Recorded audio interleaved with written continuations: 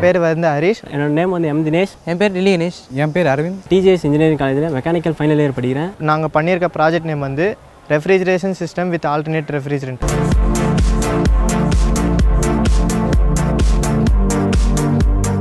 உலகத்துலேயே எல்லா refrigeration சிஸ்டம்லேயும் 314A தான் யூஸ் பண்ணுறோம் ரெஃப்ரிஜரண்ட்டு.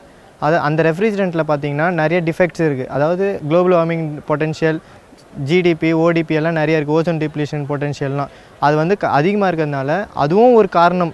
இப்போது ஓசோன் டிப்ளீஷனில் வந்து அதுவும் ஒரு காரணம். இஷ்யூஸ் எல்லாம் நிறைய இருக்குது. அதனால் பார்த்திங்கன்னா நாங்கள் வந்து R404A யூஸ் பண்ணுறோம். R404Aவில் வந்து ஓடிபி வந்து 0, ஜிடபிள்யூபி வந்து கொஞ்சம் கம்மியாக இருக்குது. அது இப்போ யூஸ் பண்ணுற ரெஃப்ரிஜரண்ட்டில் வந்து அதை விட கம்பேர் பண்ணிங்கன்னா இப்போ கம்மியாக இருக்குது. அதனால நாங்கள் என்ன பண்ணோம், அந்த ப்ராஜெக்ட் யூஸ் பண்ணுறோம். மொத்தத்தில் 4 முக்கியமான காம்பனன்ட்ஸ் இருக்குது. First one compressor, second one is condenser, அடுத்து எக்ஸ்பான்ஷன் வால், எவாப்ரேட்டர் சிஸ்டம். கம்ப்ரஸரோட ஒர்க் என்னென்னா உள்ளே இருக்க ரெஃப்ரிஜரண்ட்டோட ப்ரெஷர் லெவலை இம்ப்ரூவ் பண்ணி தரும். கண்டென்சரோட ஒர்க் வந்து ஃபேஸ் சேஞ்ச் நடக்கும், அதாவது கேசியஸ் ஸ்டேட்லேருந்து லிக்விட் ஸ்டேட்டுக்கு மாற்றும். அண்டு எக்ஸ்பான்ஷன் வால்வில் இன்னும் அதோட ஃபேஸ் சேஞ்ச் அதிகமாக இருக்கும். ஃபைனலாக எவாப்ரேட்டர் சிஸ்டமில் அகைன் ஃபேஸ் சேஞ்ச் நடக்கும், லிக்விட்லேருந்து கேசியஸ் ஸ்டேட்டுக்கு. கம்ப்ரஸரில் ஃபில்லாக இருக்க கேஸ் வந்து ஃபுல் அண்ட் ஃபுல் அதோட ப்ரெஷர் லெவலை இம்ப்ரூவ் பண்ணி கண்டென்சருக்கு சென்ட் பண்ணணும். கண்டென்சரில் ஃபேஸ் சேஞ்ச் நடக்கும். ஃபேஸ் சேஞ்ச்னால் ஆல்ரெடி கேசியஸ் ஸ்டேட்டில் இருக்க ரெஃப்ரிஜரண்ட் லிக்விட் ஸ்டேட்டாக கன்வெர்ட் ஆகும். லிக்விட் ஸ்டேட்டாக கன்வெர்ட் ஆகி எவாப்ரேட்டர் சிஸ்டத்துக்கு போகும். எவாப்ரேட்டர் சிஸ்டத்தில் காப்பர் காயில் சர்க்குலரில் ஊன் பண்ணி வச்சுருப்பாங்க. சர்க்குலரில் ஊன் பண்ணும்போது உள்ளே இருக்க ஹீட் வந்து வெளியே ட்ரான்ஸ்ஃபர் ஆகும்போது இன்டர்னல் சர்ஃபேஸில் ஒரு கூலிங் சிஸ்டம் க்ரியேட் ஆகும். அப்படி க்ரியேட் ஆகும்போது உள்ளே நம்ம எந்த காம்பனண்ட் வச்சாலும், எக்ஸாம்பிள் நம்ம ஐஸ் பாட்டில்ஸ், கூல்ட்ரிங்க்ஸ் பாட்டில்ஸ் எது வச்சாலும் உள்ளே இருக்க மெட்டீரியலுக்கு கூலிங் கிடைக்கும். அப்படி கிடைக்கும் போது உள்ளே இருக்க எல்லா மெட்டீரியல்ஸும் கூல் ஆகும்.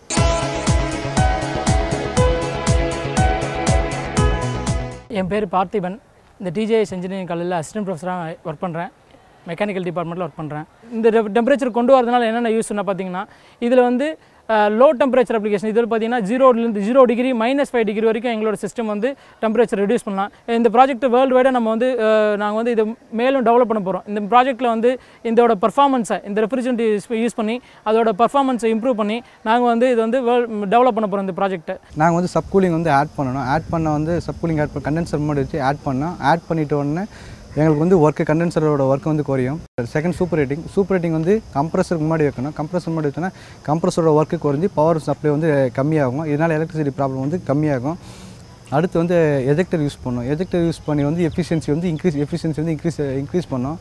இதனால் இன்னும் பவர் சப்ளையில் கம்மியாகிட்டு நம்மளுக்கு வந்து இன்னும் எஃபிஷியன்சி இன்க்ரீஸ் ஆகும். எங்கள் ப்ராஜெக்ட் எங்கே அப்ளை பண்ணுவாங்கன்னா, சூப்பர் மார்க்கெட், வீட்டில், அண்ட் தென் மெடிக்கல் சென்டர்ஸ், இது போல் நிறைய இடத்துல யூஸ் பண்ணுவாங்க. இந்த ரெஃப்ரிஜரண்ட் வந்து இது ஒரு பிளெண்டு தான். பிளெண்டுன்றது பார்த்திங்கன்னா கலவைன்றது பார்த்திங்கன்னா R32, R125 அண்ட் R134A அப்படின்ற ஒரு 3 ரெஃப்ரிஜரண்ட்டோட கலவை தான். பை வெயிட் 23%, 25% அண்ட் 52% ஒரு பை வெயிட்டில் நாங்கள் வந்து அது மிக்ஸ் பண்ணி அது நாங்கள் இப்போது வரைக்கும் பார்த்திங்கன்னா அனாலிசிஸாகவே இருக்குது. பை சாஃப்ட்வேராகவே நாங்கள் வந்து எல்லாத்தையுமே இந்த சாஃப்ட்வேர் மூலமாகவே நாங்கள் வந்து அனாலிசிஸ் பண்ணி அதை நாங்கள் எங்களோட சிஸ்டத்தை நாங்கள் வந்து ஃபேப்ரிகேட் பண்ணி அதை நாங்கள் இம்ப்ளிமெண்ட் பண்ணி இப்போ பர்ஃபார்மன்ஸ் எடுத்திருக்கோம். பட் நாங்கள் ஃப்யூச்சரில் என்ன பண்ண போகிறோன்னா, அந்த ரெஃப்ரிஜரண்ட்டை நாங்களாகவே ப்ரொடியூஸ் பண்ணி நாங்களாகவே பை மாஸில் அதை வேறு எதனாச்சு மாலிகுலர் மாஸ் வச்சு யூஸ் பண்ணி நாங்கள் வந்து அது எங்கள் ரெஃப்ரிஜரண்ட்டை யூஸ் பண்ணி அதை நாங்கள் இன்னும் கொஞ்சம் அந்த ரெஃப்ரிஜரண்ட்டோட கெப்பாசிட்டி நாங்கள் பூஸ்ட் பண்ண போகிறோம். அது எப்படின்னு பார்த்தீங்கன்னா, அதோட கிரிட்டிக்கல் டெம்பரேச்சர், அதோட கிரிட்டிக்கல் ப்ரெஷர், அதோட குளோபல் வார்மிங் பொட்டென்ஷியல் அண்ட் அதோட ஓசோன் டிப்ளேஷன் பொட்டென்ஷியல் அதெல்லாம் வந்து இப்போ இருக்கிறத விட எங்களால் எவ்வளோக்கு குறைக்க முடியுமோ அவ்வளோக்கு குறைச்சி அந்த ரெஃப்ரிஜரண்ட்டை ப்ரொடியூஸ் பண்ணி அந்த ரெஃப்ரிஜரண்ட் எடுத்துகிட்டு வந்து எங்களோட ஃபேப்ரிகேட்டட் ப்ராஜெக்ட்டில் வந்து நாங்கள் வந்து இம்ப்ளிமெண்ட் பண்ணி நாங்கள் அதோட பர்ஃபார்மன்ஸ் எடுக்க போகிறோம். இந்த பார்ட் வந்து கண்டென்சர்னு சொல்லுவாங்க. This is fan motor, this is compressor, this is cooling system. First basic process என்னென்னா, ஏரை வந்து இதில் ஃபில் பண்ணி வச்சிடும். நம்ம நார்மலாக யூஸ் பண்ணுறது வந்து R134A யூஸ் பண்ணுறது. பட் நாங்கள் ஆல்டர்னேட் ரெஃப்ரிஜரண்ட்டாக R404A யூஸ் பண்ணுறோம். ஸ்விட்சை ஆன் பண்ண உடனே இதில் இருக்க ஏர் வந்து கம்ப்ரஸ் ஆக ஆரம்பிச்சிடும். கம்ப்ரஸ் ஆகும்போது இதோட ப்ரெஷர் லெவல் இம்ப்ரூவ் ஆகும். இம்ப்ரூவ் ஆன ப்ரெஷர் லெவலை கண்டென்சருக்கு சென்ட் பண்ணி கண்டென்சரில் சென்ட் பண்ண ஏரை வந்து சில் பண்ணுவோம். சில் பண்ண ஏர் அவுட்புட்டாக வெளியே வந்து கேபிலரி டியூப் வழியாக போகும். அப்படி போகும்போது அதோட கூலிங் பாயிண்ட் வந்து இன்னும் அதிகமாகும்.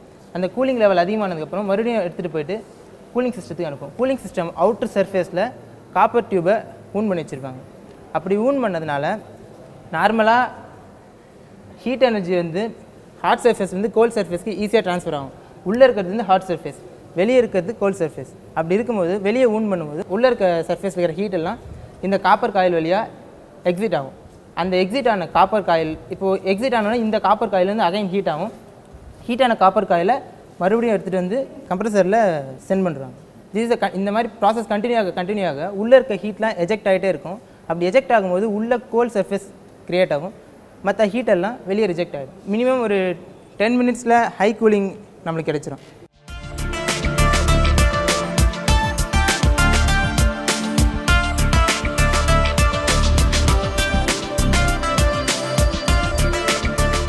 இதோட மெயின் யூஸ் என்னென்னா, மற்ற ரெஃப்ரிஜரேஷன் சிஸ்டத்தை கூட கம்பேர் பண்ணும்போது இப்போ ஒரு பொருள் கூலாகணும்னா மற்ற ரெஃப்ரிஜரேஷன் சிஸ்டம்லேருந்து ஒரு 10 மினிட்ஸ் அக்கறாகும்.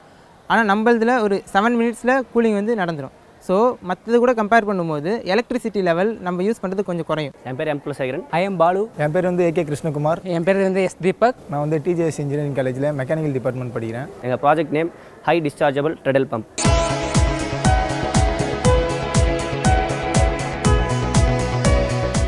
என் பேர் சத்யமூர்த்தி. நான் டிஜிஎஸ் இன்ஜினியரிங் காலேஜில் அசிஸ்டன்ட் ப்ரொஃபஸராக ஒர்க் பண்ணிகிட்ருக்கேன். இந்த ப்ராஜெக்ட் நான் தான் கைட் பண்ணேன். ப்ராஜெக்ட் நேம் பார்த்திங்க அப்படின்னா வந்து ஹை டிஸ்சார்ஜ் ட்ரெடல் பம்ப்பு. இதனுடைய அட்வான்டேஜ் பார்த்திங்க அப்படின்னா வந்து நம்ம எங்கே வேணால் யூஸ் பண்ணலாம். போர்ட்டபிள், எலக்ட்ரிசிட்டி தேவையே இல்லை. There is no fossil fuel. நம்ம ஃபியூல் யூஸ் பண்ணுறதுனால வந்து 0% பொல்யூஷன். இது வந்து அக்ரிகல்ச்சரில் பார்த்திங்க அப்படின்னா எலக்ட்ரிசிட்டி இல்லாத போது நம்ம வந்து எங்கே வேணால் வச்சுட்டு நம்ம தண்ணி பாய்ச்சிட்டே இருக்கலாம். This is the advantage of high discharge treadle pump. இது வந்து மெயின்டெனன்ஸ் ஆப்ரேட்டிங் காஸ்ட்டும் தேவையில்லை, ஸ்கில்டு லேபரும் இதுக்கு தேவையில்லை. யார் வேணாலும் ப்ரெஷர் கொடுத்தோம் அப்படின்னா ஆட்டோமேட்டிக்காக வாட்டர் வந்துட்டு டெலிவரி பண்ணிகிட்டே இருக்கலாம். கரண்ட் இல்லாத போதே நம்ம வந்து இப்போ அக்ரிகல்ச்சருக்கு தண்ணி பாய்ச்சணும் அப்படின்னா இந்த ப்ராஜெக்ட் வந்து தண்ணி பாய்ச்சிட்டே இருக்கலாம். டெடலுக்கும் பெடலுக்கும் என்ன வித்தியாசம்னா, டெடல் வந்து ஆல்டர்னேட்டிவாக சக் பண்ணுறதுக்காக யூஸ் பண்ணுறோம். பட் பெடல்ன்றது சைக்கிளில் யூஸ் பண்ணுறது சர்க்கிள் ஃபார்மில் கிடைக்கும்.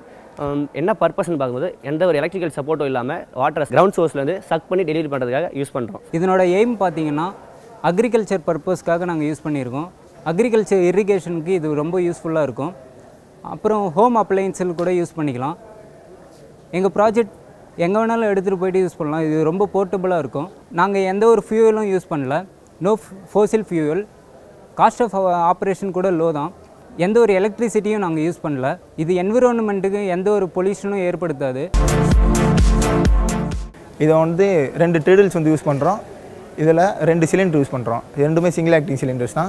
2 புள்ளி வச்சு அந்த புள்ளி மூலமா அந்த ரோப்பை கெயிட் பண்ணி அந்த ரோப் வந்து 2 பிஸ்டன்ஸ் வந்து கெயிட் பண்ணோம். இதனால் வந்து தண்ணியை சக் பண்ணி இன்னொரு சைடு வந்து டிஸ்சார்ஜ் பண்ணலாம். நம்ம சைட்லேயே கூட இன்னும் பல இடத்துல பவர் சோர்ஸ் இல்லாமல் நிறைய விவசாயத்தை வந்து கஷ்டப்பட்டு தான் இருக்காங்க. அது மாதிரி ஏரியாவில் இந்த சொட்டு நீர் பாசனன்ற விஷயத்தை வந்து ஃபாலோ பண்ணுறாங்க. அங்கே இதை நம்ம யூஸ் பண்ணிக்கலாம். இப்போ ஹேண்ட் பம்புன்னு பார்த்தீங்கன்னா கொஞ்ச நேரம் பண்ணாலே நம்மளுக்கு கை வலிக்கும். அது மட்டும் இல்லாமல் ஒரு பக்கெட் தான், அதாச்சும் மேக்ஸிமம் வந்து இவ்வளோ லிட்டர் தான் பண்ண முடியும் அப்படின்ற வந்து ஹேண்ட் பம்பில் வந்து ஒரு டிஸ்அட்வான்டேஜ் இருக்குது. இதே காலில் பண்ணோன்னா மேக்ஸிமம் நம்மளால் வந்து ஒரு 1/2 hour பண்ண முடியும். ஒரு 1/2 hour பண்ணாலே பார்த்தீங்கன்னா ஒரு நிமிஷத்துக்கு வந்து 70 to 80 liters வரை எடுக்கலாம். இந்த இதில் ஒரு 1/2 hour பண்ணிங்கன்னா நம்மளுக்கு எவ்வளோ தேவையோ அதை விட அதிகமாக நம்ம எடுக்கலாம். இது வந்து மோஸ்ட்லி பார்த்திங்கன்னா இரிகேஷன் பர்பஸுக்காக யூஸ் பண்ணுறாங்க. ஹோம் அப்ளையன்ஸ்க்கும் யூஸ் பண்ணிக்கலாம். டெய்லியும் காலையில் நம்ம ஜிம்முக்கு அதுக்கெலாம் போய்ட்டு எக்ஸசைஸ்லாம் பண்ண தேவையில்ல. டெய்லியும் காலையில் ஒரு 10 நிமிஷம் இல்லை 1/4 hour இதை பண்ணாலே நம்ம வந்து ரொம்ப ஃபிட்டாக இருக்கலாம். அதே சமயம் நம்மளுக்கு இன்னொரு அட்வான்டேஜ் என்னென்னு பார்த்தீங்கன்னா இந்த ஃபிட்னஸோடு சேர்த்து நம்ம ஹோம் அப்ளையன்ஸும் நம்மளுக்கு தேவையான தண்ணி வந்து யூஸ் பண்ணிக்கலாம். இது வந்து டெடல் ஆல்டர்னேட்டிவ் மோஷன். பெடல் மாதிரி கிடைக்காது, வித்தியாசமாக கிடைக்கும். இந்த பிஸ்டன் அடிக்கிறதுக்காக தான் இங்கே புள்ளி கொடுத்துருக்கோம். இது வந்து ரோப் கனெக்ஷனில் வந்து இது மேலே அப் அண்ட் டவுன் பொசிஷன் கிடைக்குது. இது வந்து டெலிவரிக்காக கொடுத்துருக்கோம். இது வந்து சக்ஷனுக்காக கொடுத்துருக்கோம். இதில் யூஸ் பண்ணுறதுனா சிங்கிள் ஆக்டிங் சிலிண்டர் யூஸ் பண்ணியிருக்கோம். இதில் வந்து அட் டைமில் சக்ஷன் டெலிவரி நடக்காது, ஆல்டர்னேட்டிவாக நடக்கும். சிங்கிள் ஆக்டிங்ல ஃபஸ்ட் டைம் வந்து சக்ஷனும் அடுத்த டைமில் வந்து டெலிவரி நடக்கும். இது வந்து ஃப்ரேம் கன்ஸ்ட்ரக்ஷன். இது மேக்ஸிமம் வந்து 150 kg வரைக்கும் வெயிட்டை வித்ஸ்டாண்ட் பண்ணும். அது மாதிரி ஒரு மைல்ஸில் தான் இதை டிசைன் பண்ணியிருக்கோம்.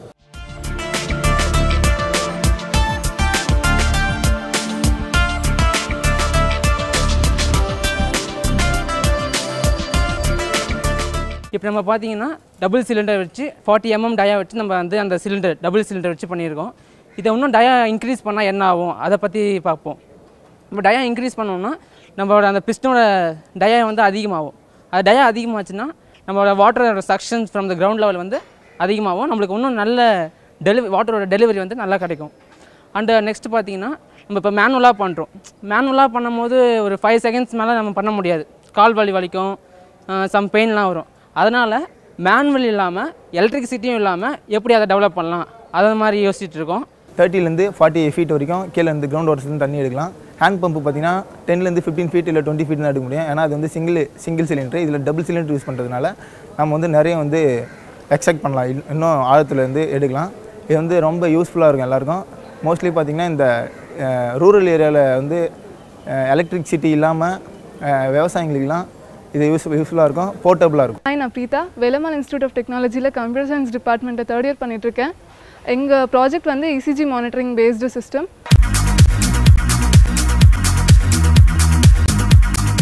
ஒரு பேஷண்ட்டை வந்து மானிட்டர் பண்ணிகிட்டே இருக்கணும், கிட்டே இருந்து மானிட்டர் பண்ணிகிட்டே இருக்கணும் அப்படின்னு இல்லை, ஒரு நர்ஸ்க்கும் டாக்டருக்கும் எங்கே இருந்தாலும் லைக் ஆப் மூலியமாக சிக்னல்ஸ் ப்ளூடூத்லேருந்து சிக்னல்ஸ் ஜென்ரேட் ஆகிற மாதிரி எங்கள் இப்போது ஒர்க்கிங் சிஸ்டம் எப்படி இருக்குன்னா, ஒர்க்கிங் சிஸ்டம் வந்து இசிஜி மாடியூலில் இருந்து from the ECG module DSP மூலியமாக டிஜிட்டல் சிக்னல் ப்ராசஸர் மூலியமாக பிஐசிக்கு ப்ரோக்ராமபிள் இன்டர்ஃபேஸ் கண்ட்ரோலர்னு சொல்லுவோம், அதுக்கு வந்து சிக்னல்ஸ் வந்து ஜென்ரேட் ஆகிட்ருக்கும். அந்த பிஎஸ்சியில் வந்து ஒரு Bluetooth module will be fitted.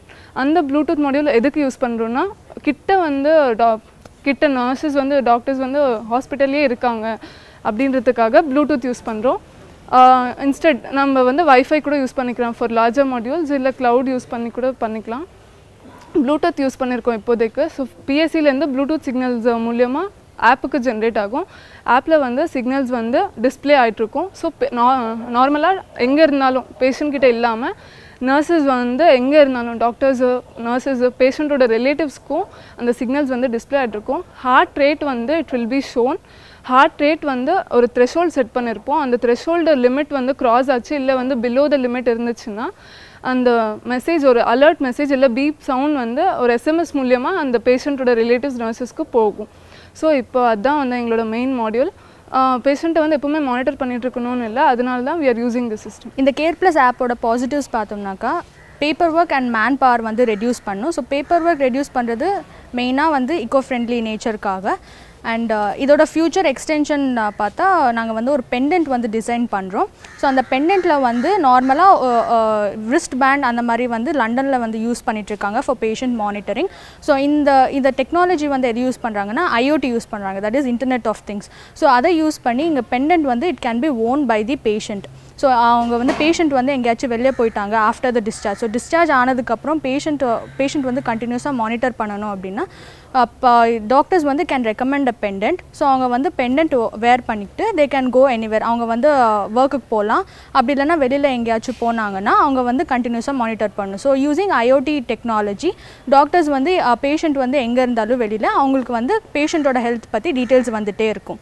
So next வந்து இந்த பெண்டன்ட்டில் ஒரு டிஸ்பிளே வந்து நாங்கள் இன்ட்ரடியூஸ் பண்ணியிருக்கோம். ஸோ இந்த டிஸ்பிளேல வந்து பேஷண்ட்டோட ப்ரீவியஸ் மெடிக்கல் ஹிஸ்ட்ரி என்னென்ன இருக்கும், ஸோ அவங்க வந்து என்னென்ன ட்ரக்ஸ் எடுக்கணும், அவங்களோட கண்டிஷன்ஸ் வந்து ப்ரீவியஸாக என்னென்ன எமர்ஜென்சிஸ் எல்லாம் இருக்குது, ஸோ அதெல்லாம் வந்து அவங்க வியூ பண்ணிக்கலாம். ஸோ இதில் வந்து இந்த பெண்டன்ட்டில் ஒரு மெமரி கூட ஆட் பண்ணிக்கலாம் to store all this. ECG monitoring base பண்ணி நிறைய ஆப்ஸ் iOSல இருக்குது, they are implementing in foreign.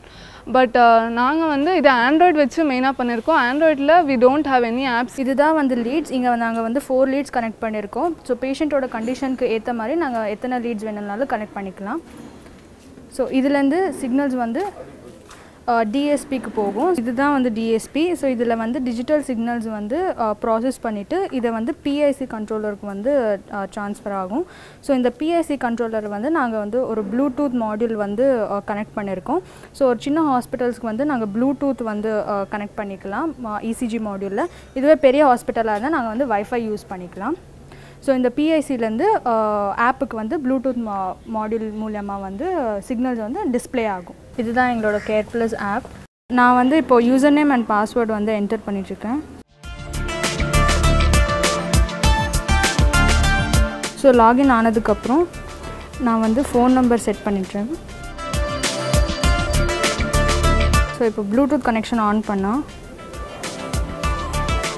பேஷண்ட்டோட ECG வந்து தெரியும். இங்கே ஹார்ட் ரேட் வந்து த்ரெஷோல்டுக்கு மேலே இல்லைனா அதுக்கு கீழே போயிடுச்சுன்னா எஸ்எம்எஸ் வந்து ஜென்ரேட் ஆகும். ஸோ இப்போ இங்கே வந்து ஹார்ட் ரேட் வந்து பிலோ 40 இல்லைனா அபவ் 90 வந்து லிமிட் வச்சுருக்கோம். ஸோ அதுக்கு மேலே இல்லை கீழே போயிடுச்சுன்னா எஸ்எம்எஸ் வந்து ஆட்டோமேட்டிக்காக ஜென்ரேட் ஆகிடும்.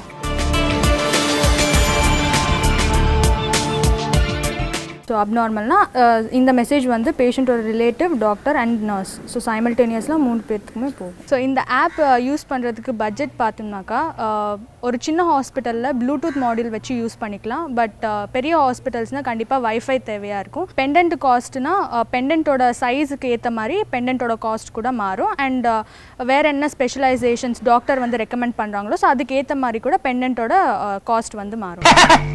I am very happy. Start music.